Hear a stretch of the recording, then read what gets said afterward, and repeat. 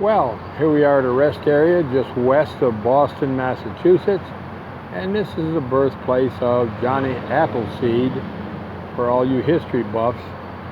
And it's a rest area that they've turned into an information center. Here's a brass likeness of Johnny Appleseed, I guess, as far as we know. Hope you can see that all right.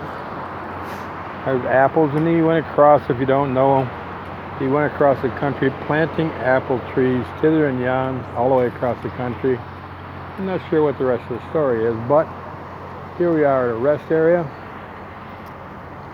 Just stopped to donate to the fertilizer fund to give a little bit back to Mother Nature. Now, I don't recommend that you use rest areas for sleeping, just for doing your business. Because a rest area, if you think about it, here's the RV we picked up. And it's one of those rental type RVs. Usually has a big idiot on the side waving at you saying, "Rent me." But I don't recommend you using rest areas to sleep in. Here's the reason why. For a rest area, the people who are going to do you harm know that you're in the rest area. Traffic's right there. They know that you're in the rest area, and they know that you're probably not from that particular town and you're traveling. They also know that you're probably carrying some cash with you to travel with just in case, and credit cards possibly. So if they're going to do you harm and possibly think about robbing you, a rest area is a good place to find you. So if you're going to do your business and get right the heck out, that's fine. Now, Florida has rest areas that has security provided for free. And they have cops and retired security guys. And I guess they're fairly safe. These particular ones have all kinds of really nice murals. This is of Yosemite National Park. Now, except for Florida, I don't recommend sleeping in one. If you're going to need to rest, I recommend you go to a truck stop or a Walmart maybe, or a 24-hour anything. Like, for example, McDonald's, or a 24-hour drive-through with lots of traffic going if you're going to take a 3-4 hour nap. That's where I really recommend you go to. I hope you can hear me all right. One unbreakable law about transporting is the fact that, just like airplanes, the greatest likelihood of getting in trouble or crashing is on takeoff and landing. The rest of the time you're just in the air doing whatever you're doing. It goes the same for RVs.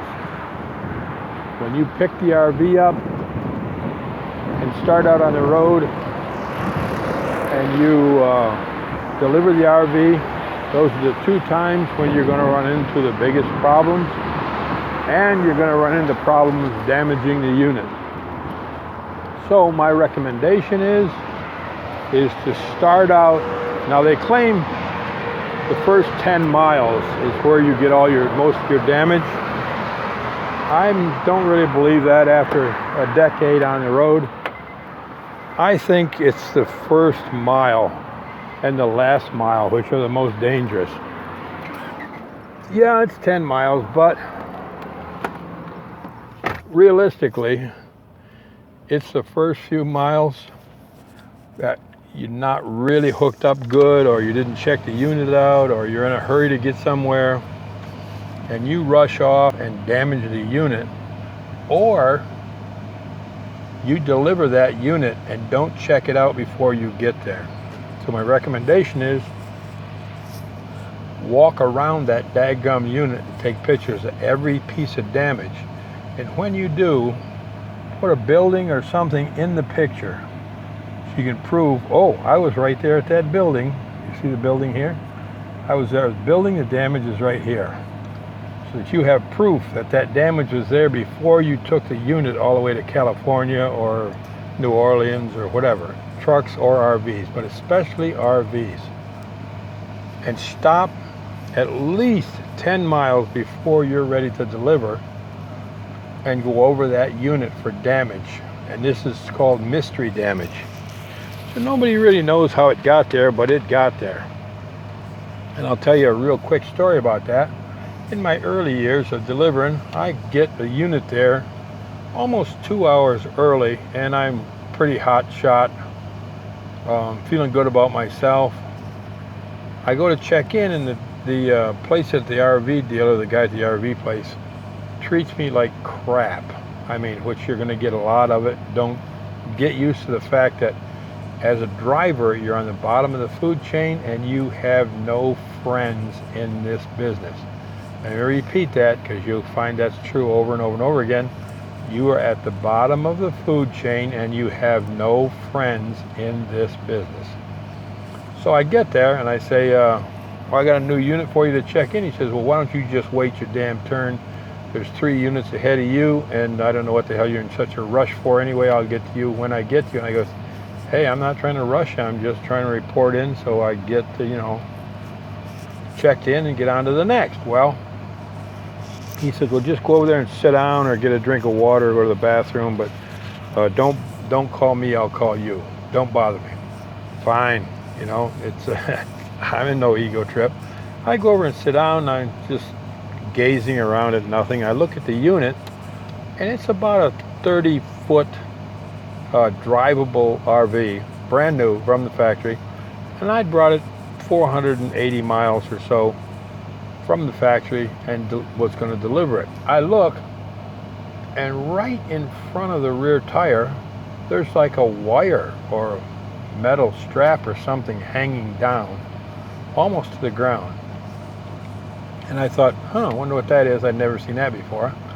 Well, when the guy's not looking, when he goes inside the other unit, I walk up to the unit and bend down and look underneath it, and I will be daggummed if sticking right straight through the bathroom floor is one of those handles off from a tractor trailer that they wind the dollies down with. It's a steel, like an S, maybe a double L shape or a dog leg handle to wind that down. It's sticking straight up through the bathroom floor and almost hanging to the ground. Well, I go out, check the guy. He's finished the first unit.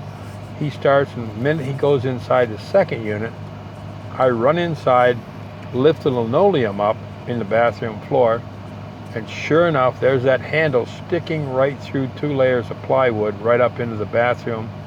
Now, it didn't really tear the linoleum, but it ripped it loose to the floor, and it's just a big hump. So now what the heck do I do? So I stand on the handle and push it back down through the floor and stomp the plywood as flat as I can get it. I put the linoleum back down, but it will not lay flat. So I run out, grab the handle, throw it in my car when nobody's looking, and go inside and look at the linoleum. It's not, when you walk in, you're going to notice this daggum linoleum. Well, sometimes you luck out, you know what I mean? It just, fate falls your way.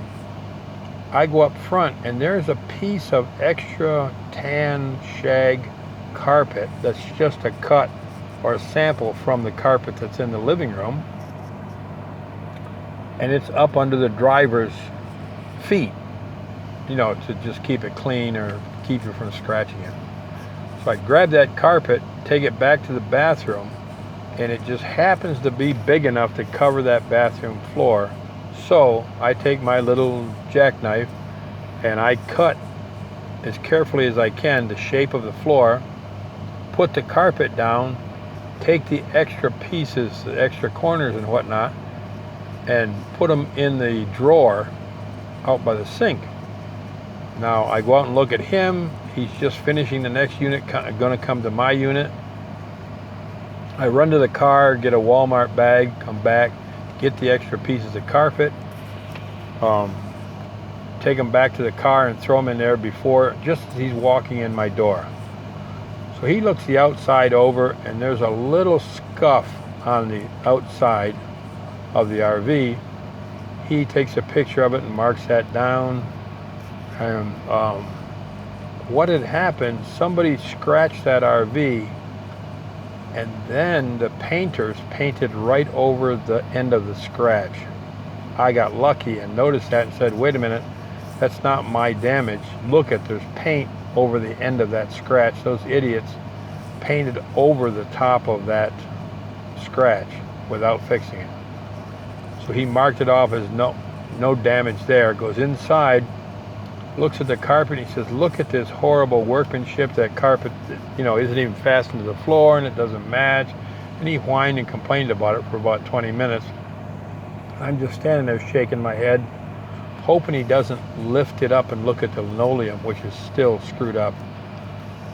And I figure out later that that's at least $1,800 damage, because they're going to cut that whole floor out, replace that whole bathroom floor, and maybe move the wall or whatever. They make up all kinds of things to steal your money. So what I'd like to do with this RV, although it's a rental, and I picked it up as a breakdown up above Boston. Whoever rented it broke down. The Ford dealership took it in the RV place, gave them another RV to finish their vacation, and this one stayed in the Ford dealership for a month, closed up, and still has the food and the toilet contents in it, and it smells like 10 things have died inside it. But it's a perfect example of, let's walk around this vehicle and pretend that it's brand new and you're just picking it up from the factory, and let's see what kind of damage that they can wield you with through the whole thing. So let's do that real quick. So you're going to the RV factory, which I'm going to try to get you to, and you're picking it up, and it's nighttime, so you're really in a hurry, so you don't check it over real good.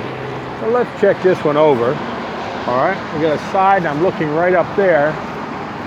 Can you see that gouge and the scratch? What they're going to charge you with, that scratch runs the full length of this daggum RV. So that scratch and the gouge right there, if you showed up at the dealership with that, that's about a $2,000 damage right there. Because they're going to take this whole side, all the lettering and the mural off the side, and they're going to replace it. That's what they'll tell the dealer, the factory. What they do, I don't know. They'll do as little as possible and sell the damn thing. So we're walking around the unit, kind of taking a look at it. Of course, again, there's the scratches up above, and there is, doesn't look like, yes, there's damage to the trim rail right up there. Can you see that? A dent. They're going to charge you for that entire trim rail. There's another $250. We're looking at the side here real quick. It doesn't look too bad, but you see the somebody has high curbed this thing right there. If you can see that, it's not real even. That's another couple $100 fixing that. The mirror is scratched. You can see, I don't know if you can see the scratches on this mirror. But the mirror is scratched. That's $400. Oh, there's paint on it too. So they're going to charge you for that whole mirror. That's $400. Now I've only come down one side of this daggum thing. So you got to the dealer. Now chances are, oh, there's another scratch right there. See that one coming right from the window?